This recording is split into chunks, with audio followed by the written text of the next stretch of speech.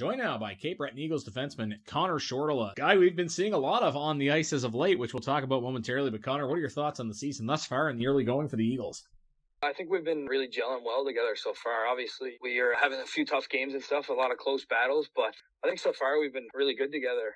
We've been in almost every game, I think, so far this season. It's just, like I said, there's been a few tough games, tough endings, but I've been really happy with how we've been battling together and coming together as a group. Just try to keep every game as close as possible. There's a couple bounces here and there that we're not getting, but hopefully as we keep working harder and keep progressing in the year, hopefully we get a couple bounces. We're in the midst of this trip to Quebec. How much do these trips mean to players? How much does it help bring a team together, spending so many hours on the bus and on the road? It's definitely a long haul coming all the way here from Cape to go all the way out to Quebec. Like you said, it's, I think, almost like a 14 or 15-hour bus ride. It's important for the boys just to keep busy on the bus. I know a lot more this year. We play a lot of cards and stuff and kind of hang out together. So it's definitely a great team builder and spend a lot of time in hotels and stuff. So we're all always together. It's a great way to build connections and normally a bit of fun too, hanging out in the hotels with all the boys all the time. Hopefully you go over in Quebec and win a couple games, get a couple points on the road is always huge. You find yourself as a 19-year-old on a team that has some veterans, but still a lot of young guys. Do you feel you're a leader on this club just by virtue of being one of the older players?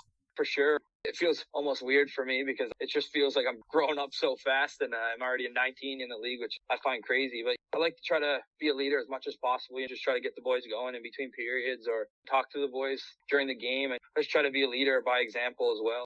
I find the best way to lead is by leading on the ice and practices and games and stuff like that. I just try to be a leader as best as possible for the younger guys and even for older guys still here.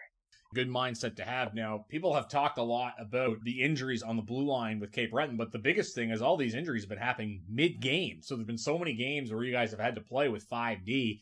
Is that a different mentality for you, or you just take it as it comes? It's definitely different when you're kind of in the middle of the game and then you drop down to 5D.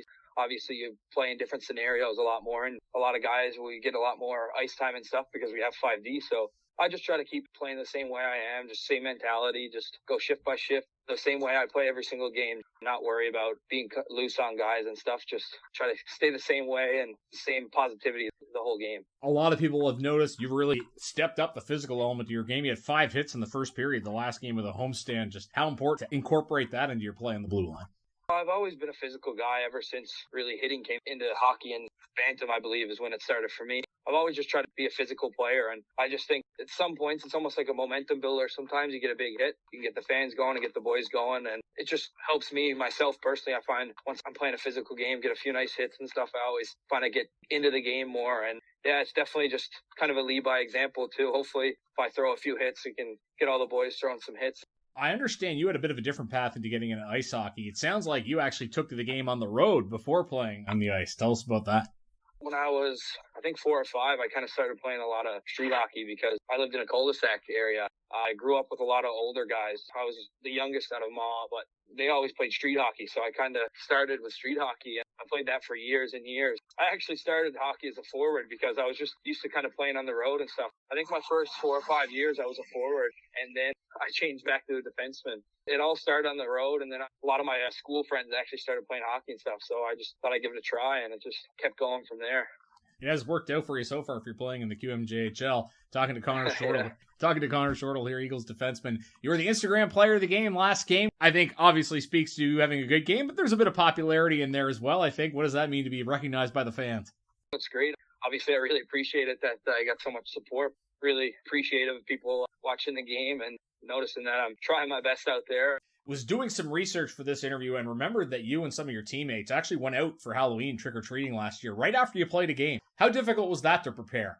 That was a funny one. We kind of had our costume picked out a couple weeks in advance and stuff, so it wasn't too hard. We kind of had the game, and obviously it was a bit rough after a game. You're all beat up and sore, but we went out with our billet sister and another billet family, and yeah, we did a bit of trick-or-treating, and it was a bit of fun. Not very often that people get to do those two things in the same day. Yeah.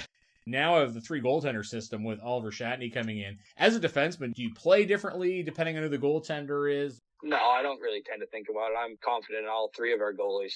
I'm confident in all of them playing, so I just kind of play my own game because I know we got their backs and they got ours. Talking about changes in the organization, also you've had the opportunity to play under a number of different coaches just because of the way things have worked out in Cape Breton. Do you look at that as a positive maybe, that you've been able to learn from different people behind the bench? Yeah, of course.